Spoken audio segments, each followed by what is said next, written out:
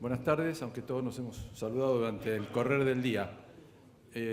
Por supuesto, siempre un gusto estar compartiendo la reunión anual, ya un clásico de la Cámara. Y bueno, este año la idea era, después de haber escuchado los expositores excelentes previos, tratar de agregar algún pequeño detalle al tema que nos ocupó durante todo el día y que fue casi exhaustivamente tratado. De manera que la intención es dar un panorama rápido del diagnóstico de la situación, extendiéndolo un poco, merced al trabajo que me toca, a los países, a otros países, no solo nuestros, para poder así comparar, ver qué puede ocurrir en otro lado. Luego, proponer algunas de las cosas que se han propuesto acá, de qué se puede hacer frente a este estado crítico, y luego ver qué resultado hubo en aquellos países que adoptaron algunas de las medidas propuestas. De manera que, con esa intención, vemos esto. Los sistemas de salud tienen varias probidades, pero esto es lo que se dijo durante todo el día. Hay dos que son fundamentales: la cobertura universal y la equidad. La salud es un derecho, en la Argentina está previsto, aunque sea indirectamente en la Constitución Nacional, pero bastante complicado porque hay 4.500 leyes regulatorias y un montón de disposiciones, normas complementarias que tratan de que el objetivo se logre, cuando en realidad todo el mundo sabe que no se ha logrado, ya se ha visto expuesto acá, pero no se ha logrado en ningún país del mundo. Todos están en camino. El desafío es importante. Esto es cuando hace muy poco en las Naciones Unidas se festejaba el hecho de que seamos 7.000 millones de seres humanos en el planeta que tienen derecho a la salud. Si ustedes ven esto, la idea es el marcador, ¿cuál aprieto? El de arriba, muchas gracias. Es la esperanza de vida al nacer en ambos sexos. Esto es de la OCDE del año pasado, y se habrá encontrado entonces que hay zonas del mundo donde la esperanza de vida está por encima de los 80 años. El más oscuro es donde sobrevive más la gente, luego más bajos por encima de los 70, y luego otras zonas, África, por ejemplo, África subsahariana, sudasiático, donde la esperanza de vida está por debajo, en algunos lados, de los 40 años. De manera que esto es realmente impactante, porque hay zonas muy extensas del mundo donde la esperanza de vida no tiene nada que ver con otras. Hablando de equidad, tenemos este panorama mundial. Y estas son las tasas de mortalidad cada 100.000 habitantes, también de la OCDE, donde se repite coincidentemente que el color más bajo es la tasa de mortalidad menor y el color más oscuro aquellos de mayor tasa de mortalidad, que se superpone con lo que habíamos visto en la tasa de natalidad. Y nos encontramos de nuevo con zonas del planeta realmente terriblemente castigadas desde el punto de vista de la esperanza de vida, sobre todo, y las condiciones de vida, que es importante.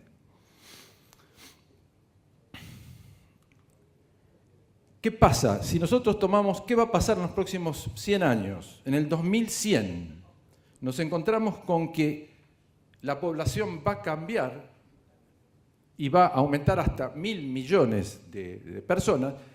¿Pero dónde? En África y en el sud asiático. Es decir, en aquellas zonas más castigadas es donde va a haber más personas, donde tienen una alta tasa de mortalidad, de manera que el estado crítico actual para atender a los habitantes de la Tierra va a ir en peoría de acuerdo a esta proyección, sin duda. Y los lugares más beneficiados son estos. Países desarrollados van a tener una muy baja tasa de natalidad.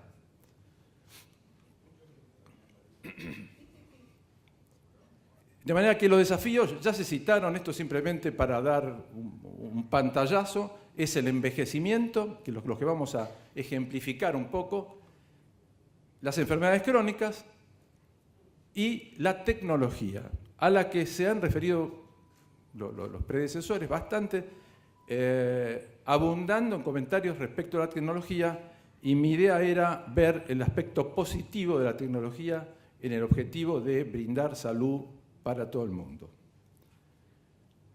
La esperanza de vida. Indudablemente esto ha cambiado mucho, pero cuando uno mira qué ha pasado en los últimos años en los mayores 5 países del mundo, se encuentra con esto, que la esperanza de vida pasó de 45 años a 81 años, en muy pocos años, en los últimos años. Es decir, que esto es geométrico y esto es lo que hay que esperar para el futuro.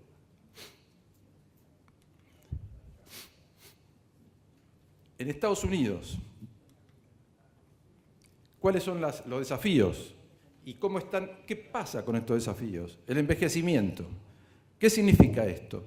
Que las personas en Estados Unidos en los últimos 6 meses de vida gastan $94.000, un poco lo que decía ahora Alfredo Stern respecto de los costos altísimos de proveer salud.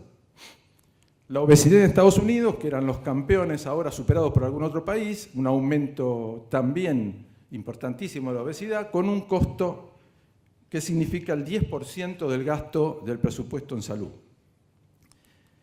El 10% eran en el 1990 15% de la población, en el 2008 25%, y la tendencia ha seguido hasta el momento actual.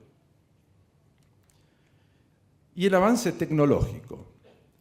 Significa que un bebé de medio kilo, que antes por supuesto no sobrevivía, ahora sobrevive merced a la tecnología. Y el costo en Estados Unidos es de $250.000. El tema de la equidad fue realmente tratado reiteradas veces acá, pero quisiera mostrar qué pasa con algún par de cifras. La mortalidad infantil, de cuántos niños fallecen sobre 1.000 nacidos vivos, tenemos que, en el país tenemos 9,7, 10 por 1.000, lo que es una cifra aceptable. Pero hablando de equidad, nos encontramos la ciudad de Buenos Aires con 6 y la provincia de Corrientes con 14,5. De manera tal que es evidente que en la Argentina somos muy inequitativos y que las políticas deben apuntar, como se dijo antes, a corregir esto. ¿Qué pasa en otros países de Latinoamérica? ¿Estamos mejor, peor? Un solo ejemplo, en Bolivia, ¿cuántos partos son atendidos por personal especializado? El quintil más rico, el 99%. Todos los atiende personal especializado. El quintil más pobre, 34%. Y 70% de las mujeres tienen su parto sin ninguna asistencia calificada, por así decirlo.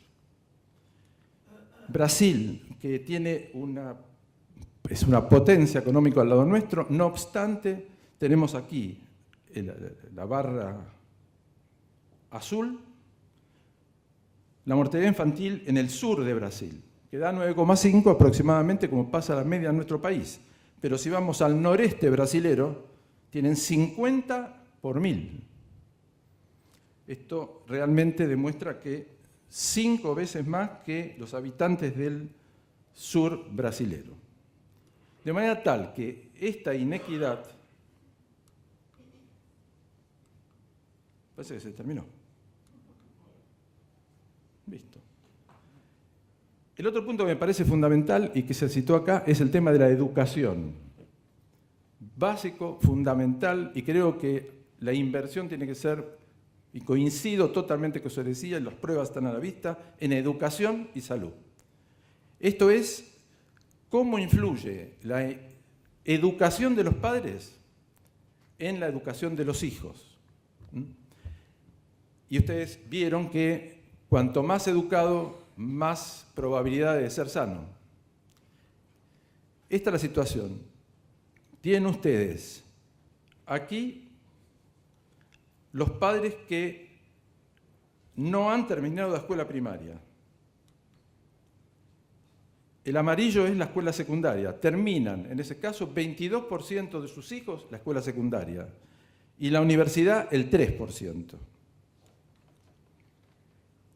En caso de que el padre termine la secundaria completa, que es este caso, termina en la secundaria el 93% y en la universidad un 5%. Pero si el padre terminó la universidad, nos encontramos con que el 91% terminan el secundario, pero el 70% de sus hijos también van a terminar una carrera secundaria, universitaria, íntimamente ligado con las probabilidades de tener mayor o menor salud. Esta inequidad que parece patrimonio de los países pobres, y en este caso mostrábamos lo que pasa en nuestra región de América Latina, no lo es así. La inequidad se extiende a los países más poderosos. En Estados Unidos, algunos cálculos analizados dicen que el 1% de los más ricos gasta aproximadamente $40.000 por año y los más pobres $700 por año. Tema inversión, muy remanido, muy tratado y que creo que es absolutamente imperioso que se tenga en cuenta si se pretende mejorar la probabilidad de mejorar los servicios de salud. Absolutamente. Esto es cuánto aumentaron los costos en salud en los últimos 30 años en los países más importantes del mundo de la OCDE, es decir, los 35 países más productivos y más, digamos, avanzados. En todos los casos, Francia, Suecia, Alemania, Noruega, todo lo que ustedes quieran, sube el costo del 1980 a 2010. El paradigma de lo que es los costos es Estados Unidos, que duplica en 30 años el gasto en salud. Las consecuencias de esto no se han reflejado de ninguna manera en el estado de salud de la población, donde, como ustedes saben, había, cuando Obama planteó el plan, 40 millones de personas que no tenían ninguna cobertura de salud. Ya el doctor Stern habló del conflicto entre los presidentes por este famoso tema, que es un tema importante para los gobernantes, parece que lo es, porque el país más importante del mundo motivó que esta deficiencia se ocupase especialmente el presidente Obama con el Obamacare, que ahora será el Trumpcare, porque destruye el Obamacare, pero de todas maneras no pasó desapercibido para la autoridad máxima del país, cosa que es halagüeño si eso se extiende a otros países. Si nosotros vamos a las proyecciones que tenemos hoy y comparamos la inflación general de los países y la inflación en salud, tenemos estas dos curvas. Esta es la inflación general. Los países que estamos analizando ahí son los a la izquierda del gran pico, Canadá, Australia y toda Europa, que es esta inflación. El privilegiado de la curva, acá están todos los países de América Latina, y la curva privilegiada altísima somos nosotros, la inflación argentina. Sirve además para comparar la tasa de inflación en la región y en el mundo. Y esto es la inflación en salud. En todos los casos, sea en los países más desarrollados, sea en Europa, en todos los casos, lo que se va a gastar en salud es superior a la inflación general.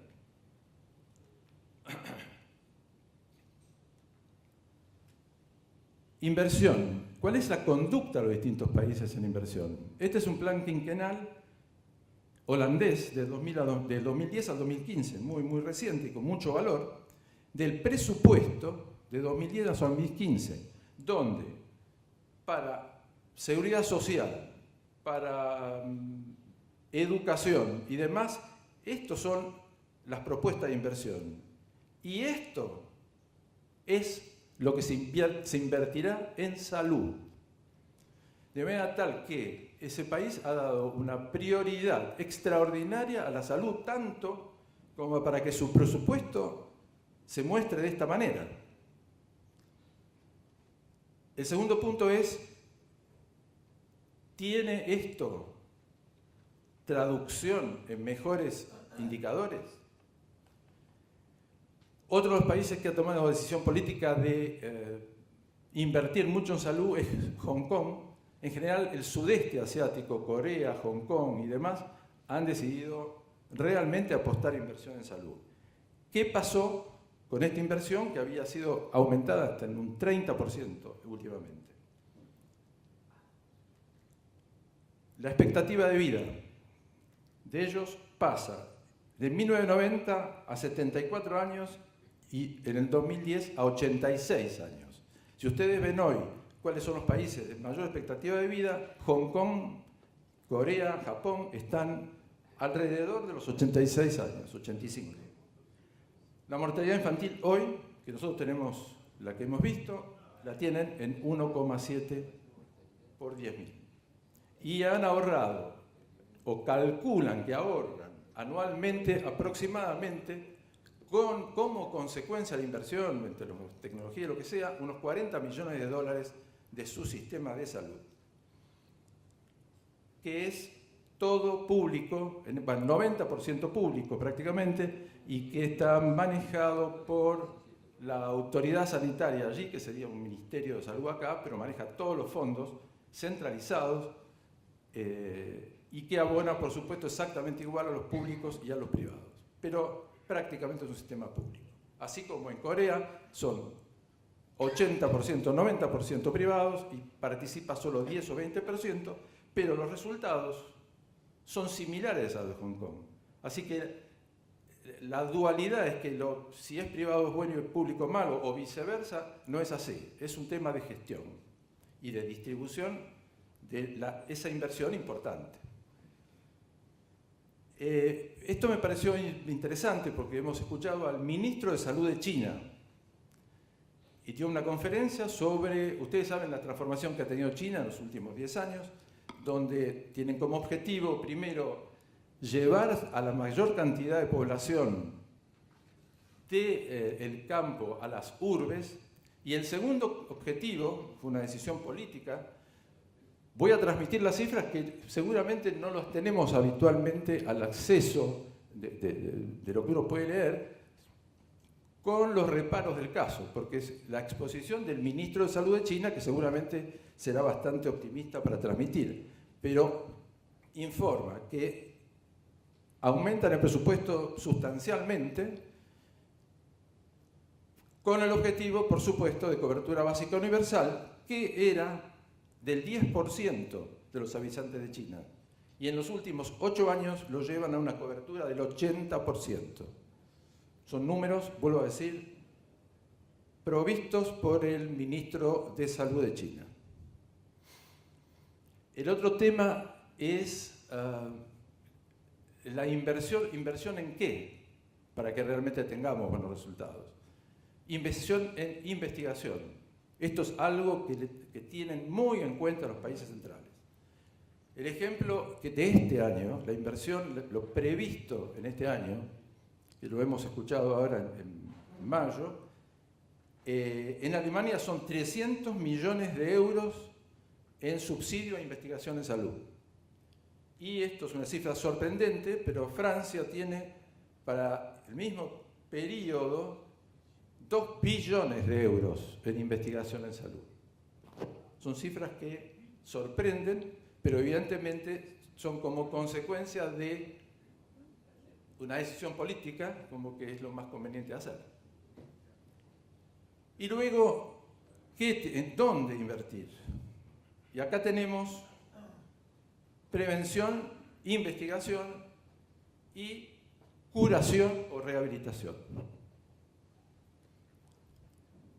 Esto es lo que se invierte en Argentina aproximadamente. 2%, un 3% y todo en curación y rehabilitación. Los países más desarrollados invierten de esta manera, que coincide con lo anterior. 40% en la prevención, 20% en la investigación y otro 40% en curación y rehabilitación. Creo que es un paso largo por dar, pero merece reflexionarse sobre todo de aquellos que tengan que tomar decisiones, los responsables del sistema de salud, y quizás todos nosotros también podamos ver cuál es el norte en este aspecto. Tema clave, lo hemos hablado todos, absolutamente todos, crisis mundial absolutamente. Y yo quisiera simplemente decir que en los distintos lugares nos encontramos con lo mismo. Muchos de los que exponen, o muchos responsables de los sistemas en distintos países, consideran que en la crisis de los sistemas se debe a el mal gerenciamiento, a la mala gestión de los recursos. En consecuencia, invierten en gerenciamiento, en formar gerenciadores, formar directores de hospitales, mucho dinero, realmente mucho dinero. Los médicos con deficiencia de formación, como decía ahora, y otro punto que parece que tampoco es privativo nuestro. Los médicos están muy mal distribuidos, todos quieren quedarse en las grandes ciudades, nadie quiere ir a los lugares donde no tiene complejidad, casi razonable, aun cuando algunos gobiernos incentivan buenos honorarios, pero en un contexto que no permite la evolución personal. Y finalmente la crisis de enfermería, acá tenemos el licenciado Huestocampo y toda su gente, y la sufrimos nosotros y ellos, a tal extremo que todos, ellos, nosotros y en conjunto, hemos puesto esfuerzo y seguimos tratando de formar enfermeras y capacitarlas de cualquier manera porque la crisis es terrible. Pero también es de las grandes potencias, ustedes lo saben perfectamente bien.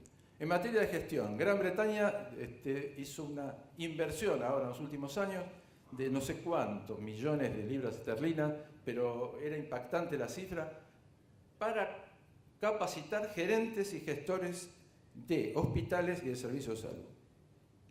En África, lo mismo, mucho dinero, ellos están en combinación con hospitales de Europa y hospitales hermanados, y tienen mucho apoyo de los gobiernos europeos, y ese dinero va mucho, en proporción, a formar los que van a manejar los servicios y los hospitales del país.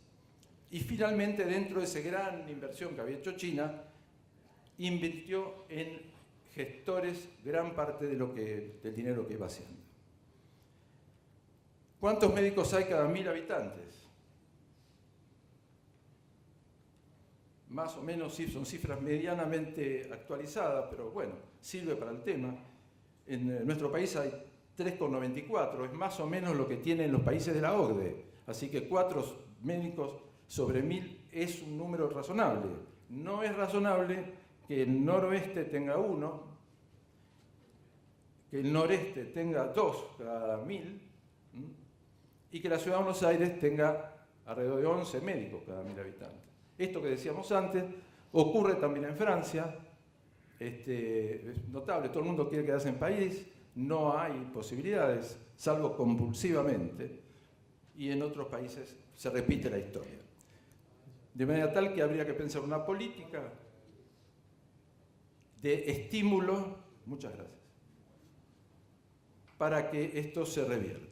La relación médicos-enfermeras en Argentina es 1:1, de 1:1, Alemania 2:1, y Estados Unidos casi 4 veces más que nosotros, y le siguen faltando un montón de enfermeras. Tecnología. Creo que es el último tema, porque me dicen que me quedan pocos minutos, pero yo la palabra tecnología le agregaría al de ética. No se puede hablar de tecnología sin ética. Creo que el tema lo agotó el doctor Stern acá, y habló de las consecuencias negativas de la mala aplicación de la tecnología. Yo quiero mostrar esto. Esto es la era cristiana. El Producto Bruto Mundial desde Cristo hasta hoy. El Producto Bruto Mundial fue nada prácticamente, hasta que aparece la revolución agrícola, que sube aquí, luego la revolución industrial, y a partir de mediados de este año, del siglo XX, 1960, la revolución tecnológica. Y esto es lo que pasaba en el año 2000. El Producto Bruto pasó de esto a esto en 50 años, como consecuencia de la revolución tecnológica de la que también se habló. Evidentemente es algo que no puede pasar sin pena ni gloria. Para bien o para mal, esto influye sobre todo y también, por supuesto, sobre la salud.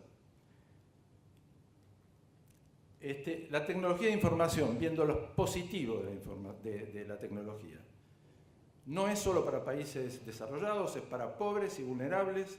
En la Argentina tenemos un médico cada 250 habitantes, en el Congo un médico cada 10.000 habitantes.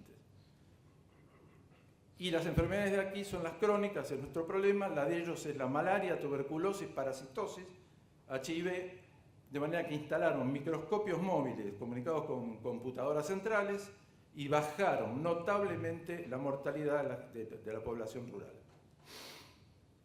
Y en materia de educación, en Kenia pusieron en marcha un manejo de educación a distancia mediante tecnología y formaron 22.000 enfermeros en 5 años, cosa que es realmente casi imposible con otro método. La biotecnología, avance de la tecnología. En el 2006 salía el análisis, la secuencia genómica en Europa aproximadamente 100.000 euros, hace 10 años. Hoy se hace por 100 euros. Eso trastorna totalmente la perspectiva de cuál va a ser la medicina del futuro. Y finalmente la nanotecnología, que permite tener sensores que no son invasivos, que permite tener monitores inalámbricos y que permiten entonces ir a lo que será el futuro de la medicina, que es preventiva, ubicua, seguir al paciente todo el día donde está y no que venga al hospital, y personalizada. De manera que el objetivo será, seguramente, hacer un perfil genético para los pacientes y tratar marcadores moleculares en lugar de tratar síntomas o enfermedades. El test de predisposición a las drogas, que va a demostrar lo que todos saben, que la misma droga en distintas respuestas para distintas personas. Eso motivaría una baja de costos importantísimo que permitiría extender la prestación médica a muchos que de otra manera no la tendrían. De manera tal que hay un punto que en la tecnología que no hay que descuidar, ya sea tecnología de información, biotecnología y nanotecnología, que es muy útil, bien utilizado. Por eso insisto en lo que Paganini trató durante casi 45 minutos, la ética. La ética del gestor, la ética del médico, la ética de todo el mundo en el manejo de recursos y la transparencia. Da posibilidades de ampliar la población beneficiada. Conclusiones, entonces: la inversión imprescindible, el manejo de tecnología, como dijimos, la ética, habría que ponerlo con mayúscula, porque se le está dando una importancia extraordinaria en todo el mundo. Hace poco hubo todo un congreso, un par de días, del Colegio de Administradores de Salud de Estados Unidos, en Chicago, donde se habló de ética en la salud, y hay publicaciones al respecto. Sorprende la importancia que le están dando en este momento a esto. La educación, la acreditación en calidad, y muchas gracias por escucharme, espero que haya sido útil.